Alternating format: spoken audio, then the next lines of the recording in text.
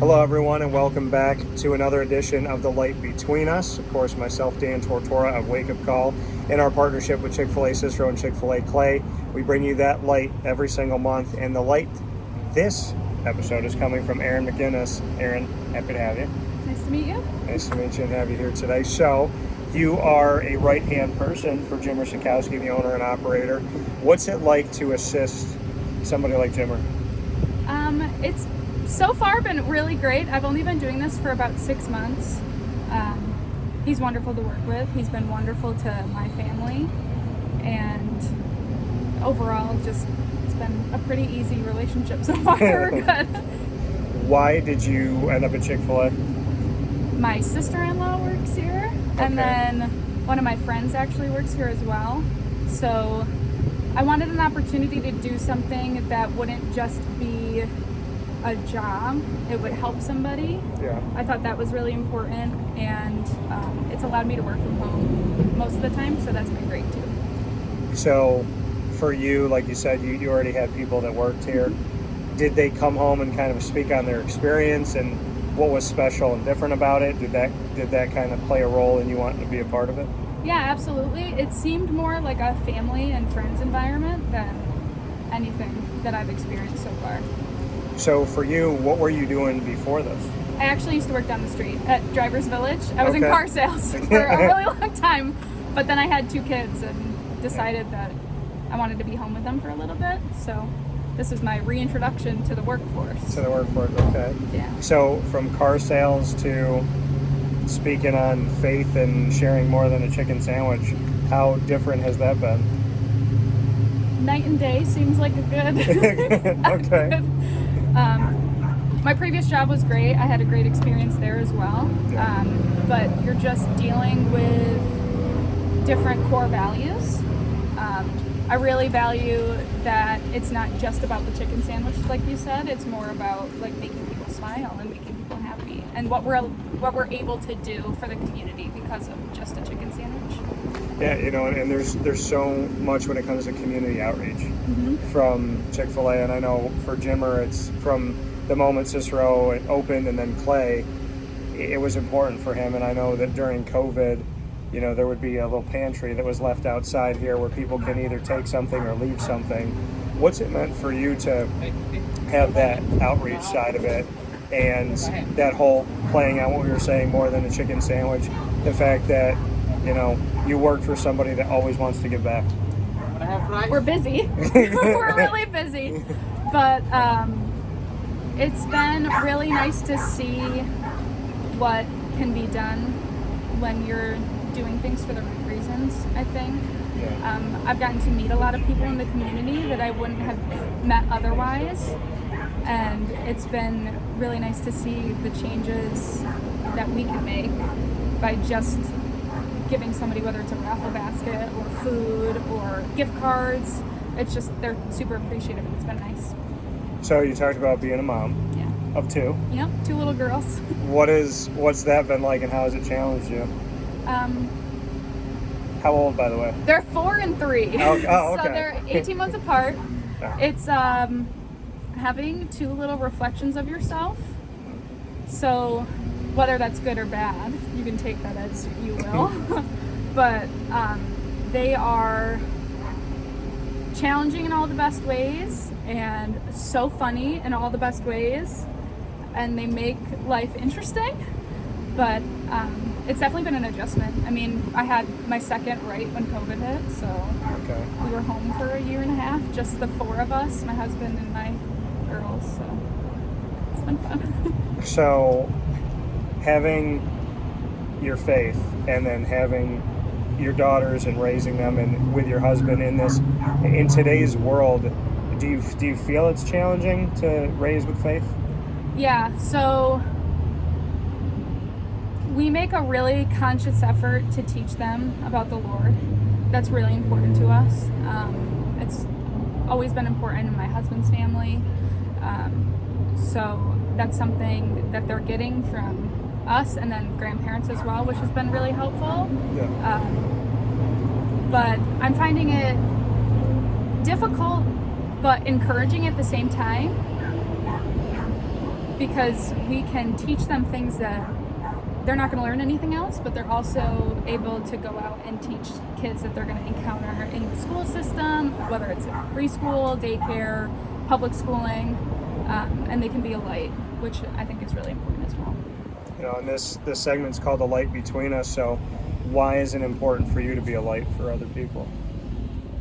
It's what we're called to do, right? We're the salt and light of the earth.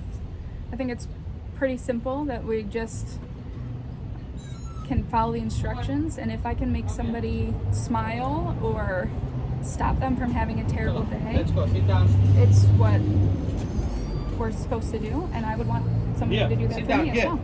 Yeah, so like you said, to be the light is what we're called to do. Mm-hmm. Who's been a light to you? Oh gosh, so many people.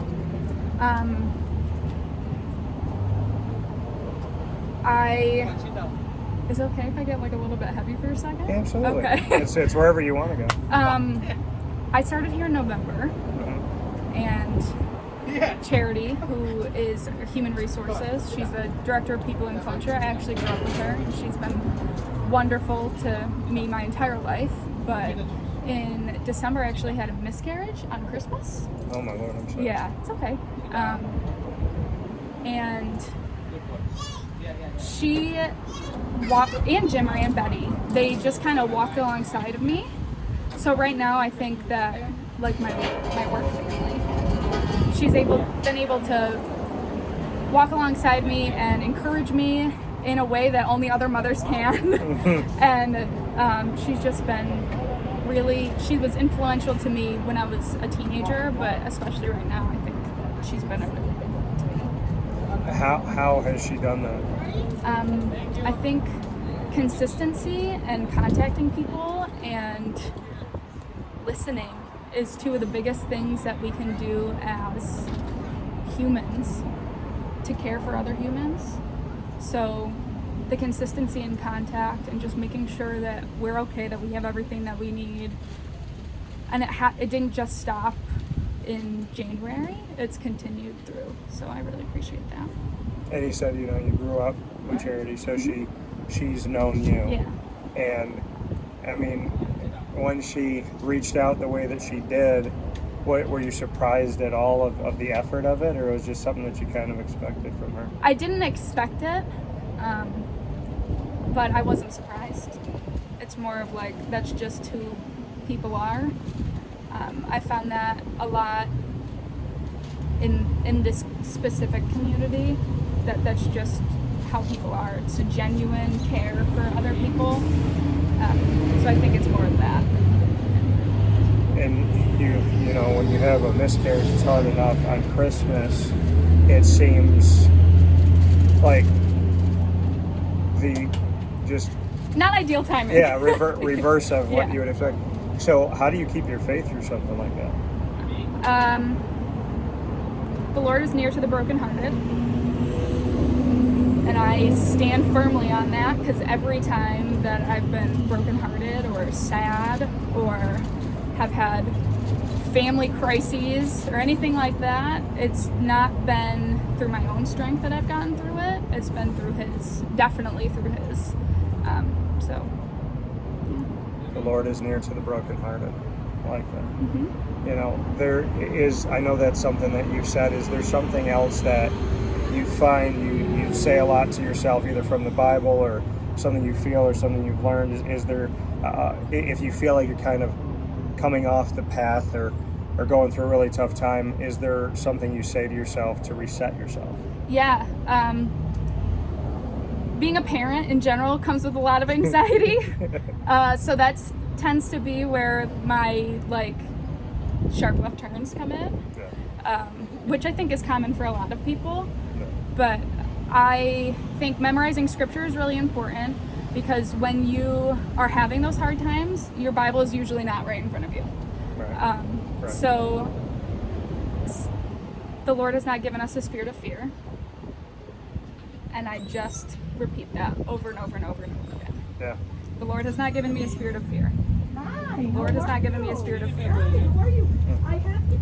And I mean, like you said, the Lord has not given you a spirit of fear. Mm-hmm. So how do you stay fearless when it's so hard to stay fearless?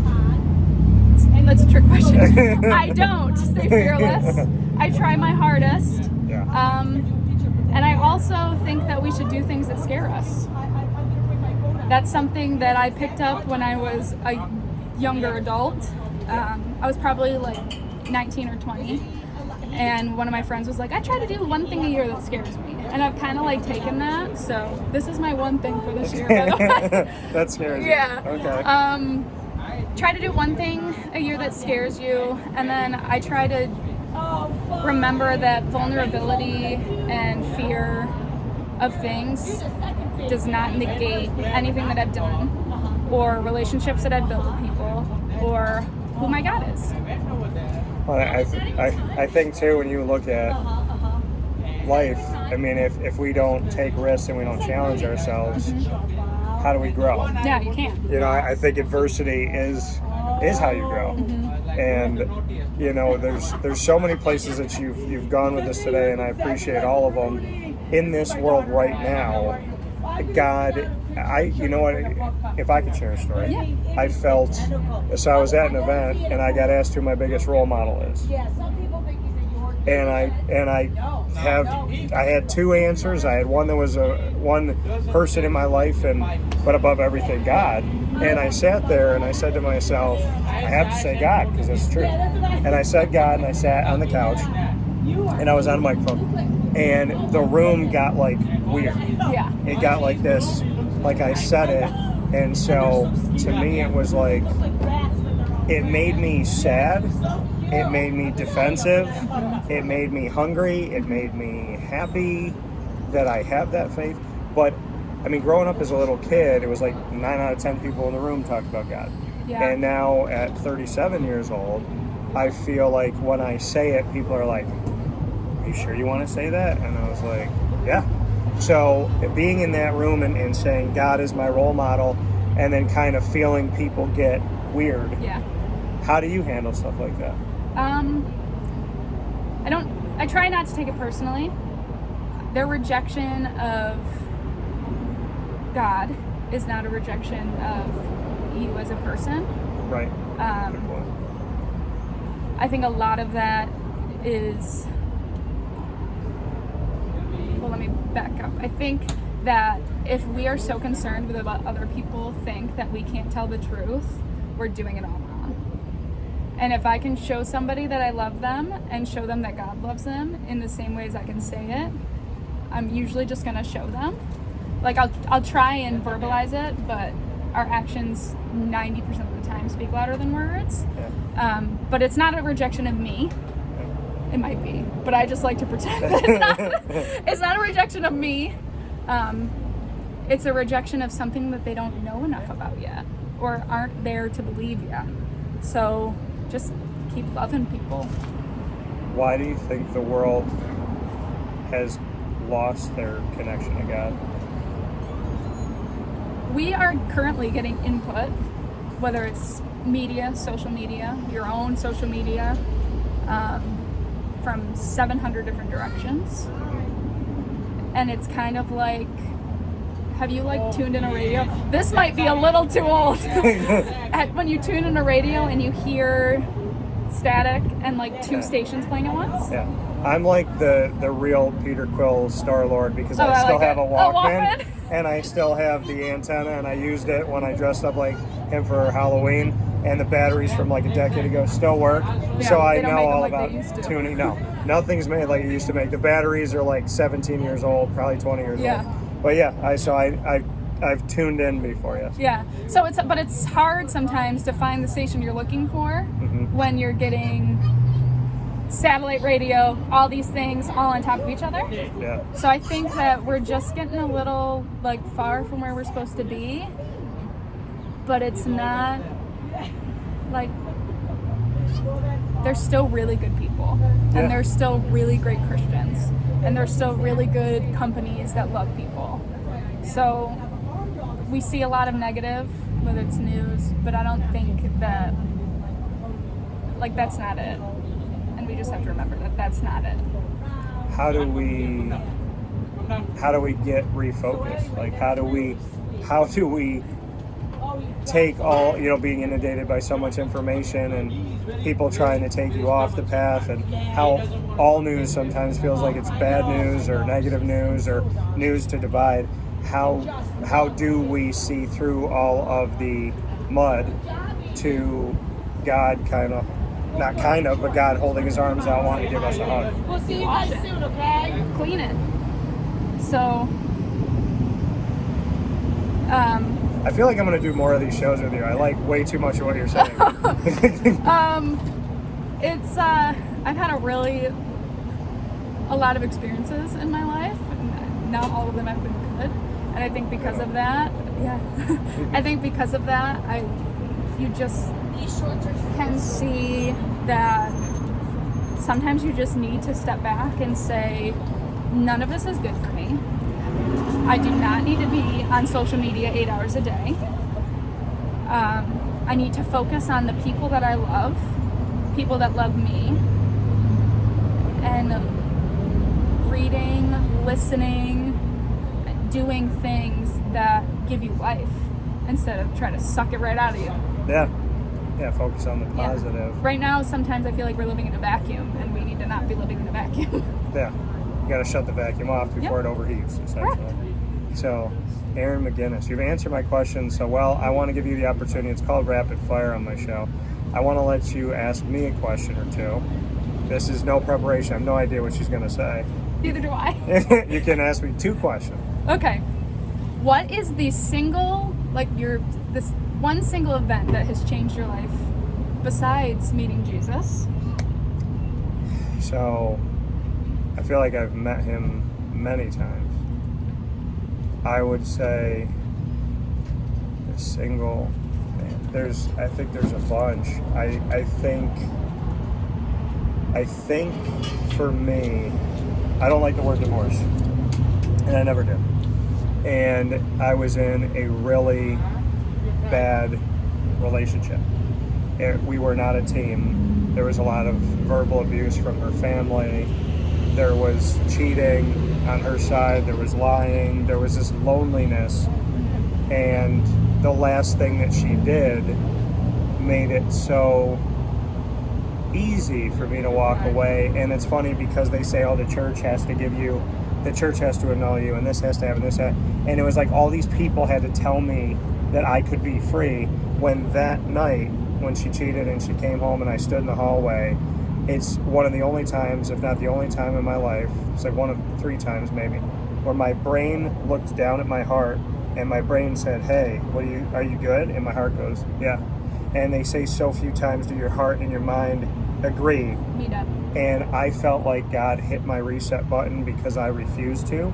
So it's funny how everyone was, it's all like asking permission to move on with my life, where that night, in that moment, God said, my son, leave. I want you. You're released. Yeah, he was like, I want you. You didn't hit it, so I hit it for you, is what I felt.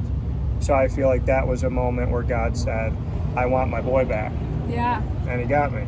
And He always does. Fought through not crying in that situation, but it's right there. But yeah. What's your second one? Good question. Yeah, sorry. Felt that. No, hey, listen, I'm an honest person. You have this show. Yes. And if there was a you from that moment listening, what do you think you would say to him? Like me from the moment I just mentioned? Yeah. What do you think you would say to you? So, I love that question. It's kind of funny you asked me that, because it happened on Saturday night going into Sunday. I called my mom over in the middle of the night because it was so bad, and I was like, I need somebody to be here to see what this woman is doing, because if not, it's me, my word and her word. So my mom was there. My mom stayed up all night. Could have lost her job. She didn't go into work the next day.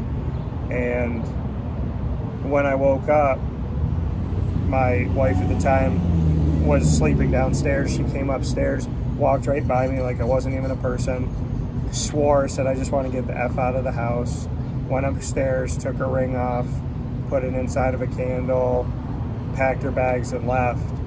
And I remember standing in front of her and I said, if you leave now, we're getting a divorce.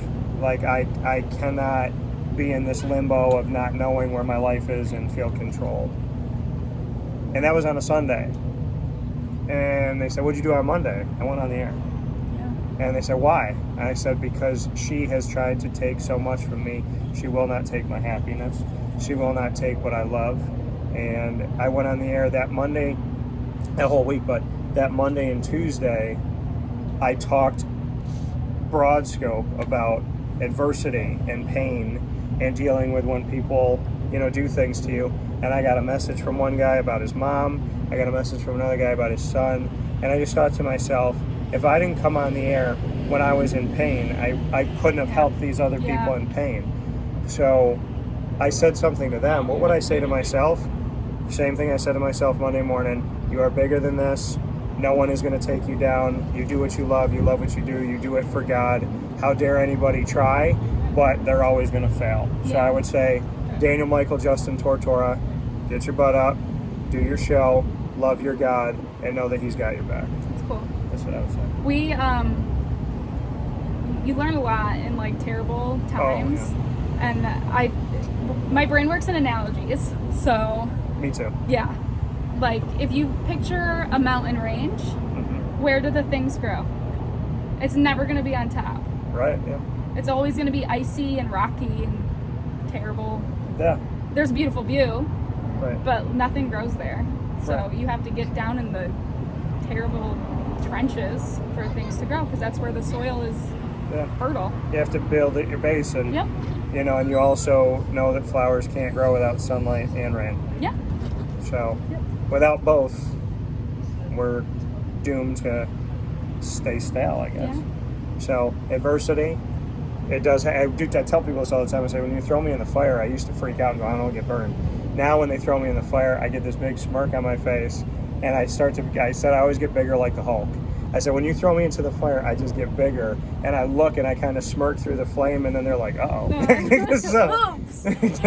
But yeah, I tell people all the time now, I was like, put me in there, I'm going to get stronger. Yeah. So, yeah, I love this conversation because it's good to hear it from someone else, and it invigorates me to go out and do things, because sometimes you feel alone. So thank you, Erinn, for reminding me that I'm not the only one trying. My pleasure. And for all you out there, you got us. Erinn McGuinness, myself, Dan Tortora, The Light Between Us, proudly presented by Chick-fil-A Cicero and Chick-fil-A Clay. And as we end every broadcast, God bless, no stress, do your best. Talk with you soon. Thanks, Erinn. My pleasure.